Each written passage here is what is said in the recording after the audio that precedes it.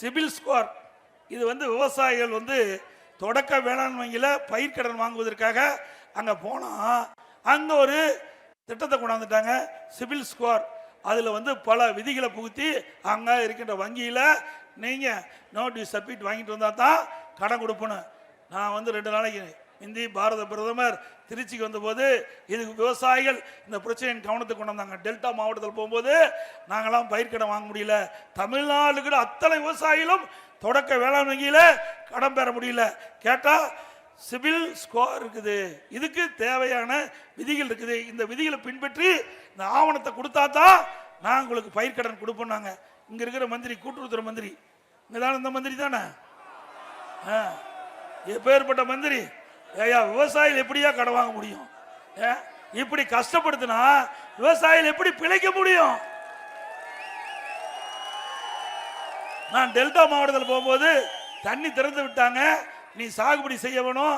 இன்றைக்கு அந்த பணியெல்லாம் துவங்கிட்டாங்க. நம்முடைய சிவகங்கை மாவட்டத்தில் இன்றைக்கு அந்த பணி துவங்கிட்ட பொழுது விவசாயிகள் போய் அந்த நேரத்தில் போய் பயிர்க்கடன் வாங்கி ஆகணும்.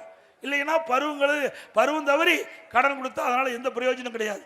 ஆக இந்த சிபில் ஸ்கோர் என்ற விதியை பயன்படுத்தி விவசாயிகளை துன்புறுத்தி கஷ்டப்படுத்தி விவசாயிகளுக்கு விரோதமாக செயல்படுகின்ற அரசு திமுக அரசு. அதுவும் இந்த தொகுதியில் இருக்கிறவர் தான் கூட்டுறவுத்துறை அமைச்சர். இதை பாரத பிரதமர் கொடுத்த உடனே நேற்றைய தினம் இன்னைக்கு 29 நேற்றைய தினம் உடனடியாக அறிவிப்பு கொடுத்துட்டாங்க. உடனடியாக சிபில் ஸ்கோர் இனிமேல் கிடையாது. ஏற்கனவே பழைய முறையில் விவசாயிகள் எப்படி பயிர்க்கடன் தொடக்க வேளாண்மை கூட்டுறவு வாங்கினாங்களோ அதை பின்பற்றலாம் என்று ஒரு அறிவிப்பு கொடுத்துட்டாங்க. ஆக மாநில அரசாங்கம் எப்படி மக்களை வஞ்சிக்கிறது என்பதை பாருங்க. ஏற்கனவே ரிசர்வ் வங்கி இன்னைக்கு தெளிவா சொல்லிட்டாங்க, விவசாயிகளும் எந்தவித ஒரு ஆவணங்களும் பெற வேண்டாம். இன்றைக்கு பயிர்க்கடனுக்கு விவசாயிகளிடத்தில் எந்த ஒரு ஆவணங்களும் பெற வேண்டாம்.